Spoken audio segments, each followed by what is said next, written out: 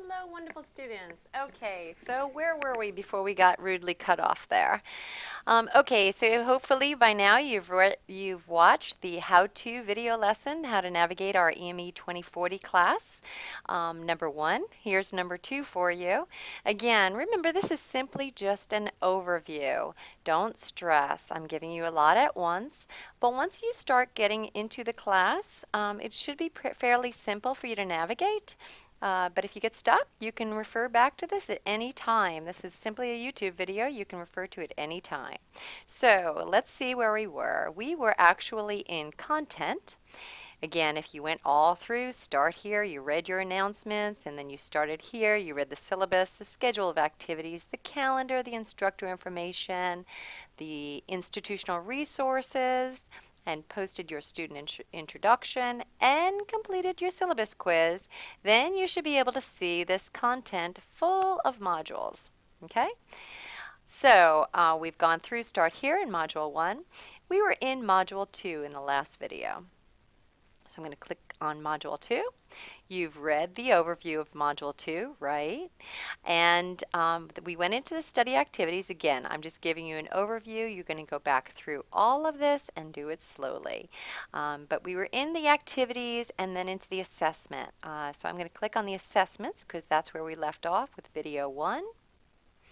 Okay, and on the assessments, it says here Assignment 1. That's where I'm clicking now.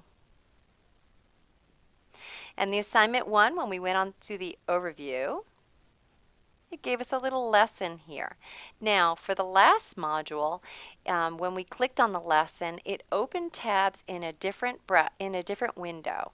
And what you couldn't see on top of the screen, I clicked on the tab to close it when I was done going to the different window. I can do the same thing. Here you can see this is the Blackboard Learn lesson, but it opens out to a different window. When I'm done with this window, I can simply close it by hitting the X and bringing myself back to my Blackboard classroom.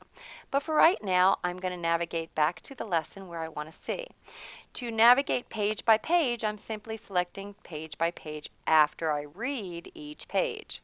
Again, I will probably give a pop quiz if anyone asks me about any of the content that you should have covered prior to class that was in these lessons. So if I find out that you're asking me questions that actually are in these lessons, I'll probably give you a little pop quiz. Now don't worry, I encourage questions. I love you to ask me questions about the content in the lesson. But if you ask me something that was pretty obvious in the lesson, I will know that you didn't read the lesson and we might just have a pop quiz, okay? So moral of the story is read the lesson and read the directions in the assignment. So we were up to groups, and I mentioned last video that you're all to select a group, okay? And you will know by getting to know each other through the introduction of the discussion board who's who.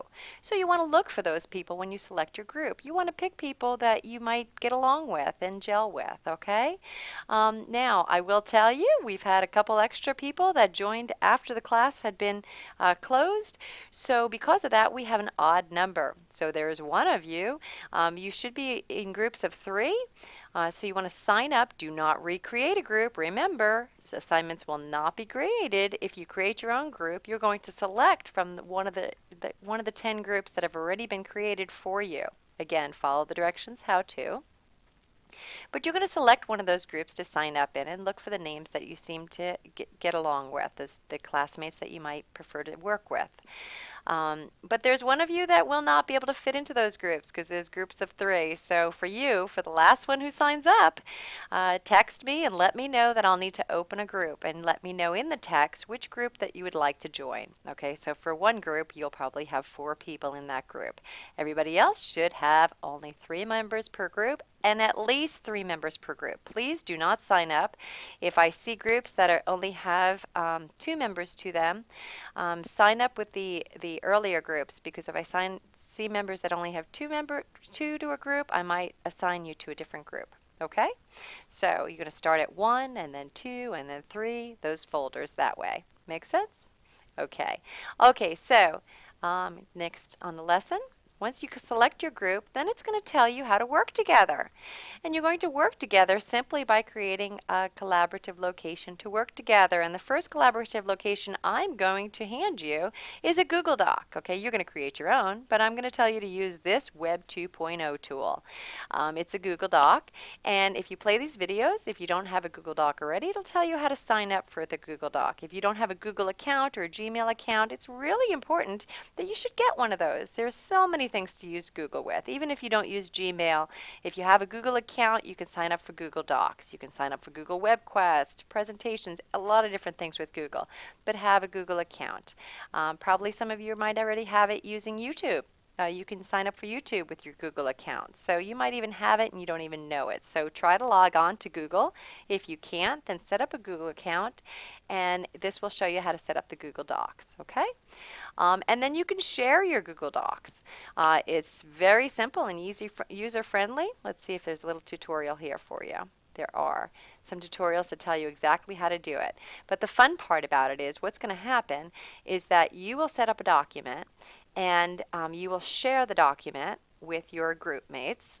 And again, find out their contact information so that you're on top of speaking with them. Do not wait until the day before the class, the day before this is due. Give them plenty of time to respect them and your time as to how you're going to work on this together. But the fun part about this is when you set up a Google document, you will be able to see others working on it. Okay, so let me see if I can show you an example. I'm going to go out to the web right now and pull up a Google Doc and show you what I mean. So I'm simply going to Google, and I'm already logged on, I know, because I can see my picture over here, but I'm going to simply, in the Google search engine, I always search for Docs, and that's how I find my Google Docs right away. Here we go, Google Docs. And I have lots of them. I store a lot of information on Google. It's a cloud location where I can collaborate with people, okay? So let's see here, classes teaching. Okay, so I'm going to go into my EME2040 class, and let's see if I have a test document. Test. No test document. Oh, that's a form. Maybe this one. Test for CGS. This was a test from another class. Okay, so I started a document, and I'm actually going to go into a different window now, into a different browser. You don't have to worry about any of these. I'm just showing an example of how it works. Okay. Okay, and where you can't see right now, I'm going to go into another Google account I have and pull up my documents. Actually, on this page, I can simply share it, and I can say I'm going to share it with everyone. I'm going to say share it publicly. I can share it with specific people, like if I just wanted to share it with my group mates, or I can share it publicly. I'm going to say save and done, so that when I come in here, I can, let me do it one more time, share. I'm going to copy the link. And the part that you can't see, I'm going in here as another entity, my personal entity. Okay, and I'm going to start typing something saying, this is great. Okay, so now you can see as the instructor, I wrote this part, okay, and as my personal entity, it popped up here. I was able to write this is great, and you can see exactly who wrote it, okay? So if the person is logged in, you can see exactly who wrote it. So in a nutshell, what you're going to see is when one person types, as an instructor, I'm going to type this. This is me, the instructor. And as the student, I'm going to say this. This is me, the student. Okay, and then you can actually see who did what throughout it. All your collaborative tools, you'll be able to trace and see exactly who does what, which is a really nice feature. You can make comments on it. So again, through Blackboard, make sure that you are working and investing your time, because I can trace and see everything everyone's done, and likewise you can also. So it's real easy to see how much effort has been done by each of the group mates. But anyway, that's an example of a Google document for you. you. I'm not going to give you too much more of that. We'll cover more in class, but that was just give an example. In your lessons here, it'll show you again exactly how to do it. You're going to create that Google document and collaborate and share, and each of you is going to post information. But what you're going to post information on is you're going to explore the web and look for Web 2.0 tools. Let's see here.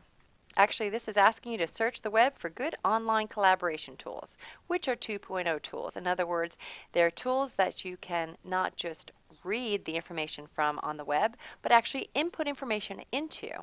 So it gives you some examples here also, and if we look at page 5, it tells you exactly what you're supposed to submit in your final review. You're going to take that Google document, you're going to copy it into a Word document. Again, it tells you all of that here. Copy it into a Word document and submit it into Blackboard, okay? And remember, this was a separate page opened up, so I'm going to go back to the Blackboard page.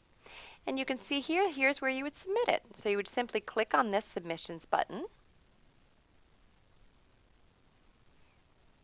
and submit it right here. Okay, and you can add your comments, but you browse your computer and you submit your Word document with the information that it told you to in the lesson. Okay, here it tells you exactly what's expected of you. Okay, what else can I tell you about this? It tells you exactly what you're supposed to write in that Word document. You're supposed to copy the Google information that you and your classmates wrote, and you can tell about your participation. How did your peers work with you? Okay, and then you go back, you create the Word document, and you submit it here. You attach the file, you add your comments, and you hit submit. Okay? You can only submit it once, so make sure it's right before you hit submit. I'm going to go back up a breadcrumb so you can see what else is in here. There's also a rubric. Every assignment has a rubric to it. Don't ask how I'm going to grade it. If you click on the rubric, you can see how I'm going to grade it. Okay, now again, remember, I encourage questions. I want you to ask questions, but I want you to ask questions after you've read the content and have learned the lesson, so that we can deepen your learning, not on something that you could have read, okay? So here's the rubric. I always suggest you look at the exemplary. This is what I'm expecting of you, okay? So for this assignment, this is what I'm looking for. Shoot for those, okay? You're going to get no credit if you don't do it, okay? All right, so, and then you're going to go to the next content after you've submitted that. And every module is similar, okay? You're going to open each folder. Each folder you'll see the overview, the activities, which is your lesson, and then the assessment, which tells you exactly what to do. And again, if we go back up to calendar or the schedule of activities, which I encourage you to print or have on your iPhone, or put it right into your Google Calendar, and it tells you exactly, here's the lesson is due at the beginning of every week. The assignment, in other words, and then the activity or the assessment is due at the end of every week. See that? Okay. And again, I want you to do the assignment first and then the discussion to deepen your learning about it. Each discussion has a rubric also and has questions to make you think about the lesson you just learned about. Okay? All right, so let's go back to home. See that home page for a second. Oh no, I forgot her phone number and I don't know what to do. Hey, here's a message board. You can message me. Okay, so you can always message me. You're welcome to do that also. Let me see. I'm not in the student view. Let me see what yours view looks like. Okay, here are my messages. Let's see. Open my messages in a new window. Doesn't say how to make a message there. I'll show you how do I do it. I click on the left on Tools. And here I go to my messages. Where are my messages? Here's course messages. Here are course messages. And here's where I can create a new message, okay? And send a classmate or your instructor the message, okay? And here you can see your inbox and your sent. But again, if you go on home, if I sent you a message here, you will see it right here. Okay? But always watch your announcements because that's typically where I'll post something and send it maybe to your IRSC email. But again, if you need me right away, you simply go to your instructor information or the announcement page and you'll see I posted my cell phone number for you right there. Okay? But read the lessons first before you contact me. Okay? All right. Enjoy and get going. Start here. Have a great day, all. I will see you on, let's take a look. On the calendar, it says I will see you face-to-face in class on July 7th, right there. Face-to-face class meeting, July 7th. Okay, have a great day.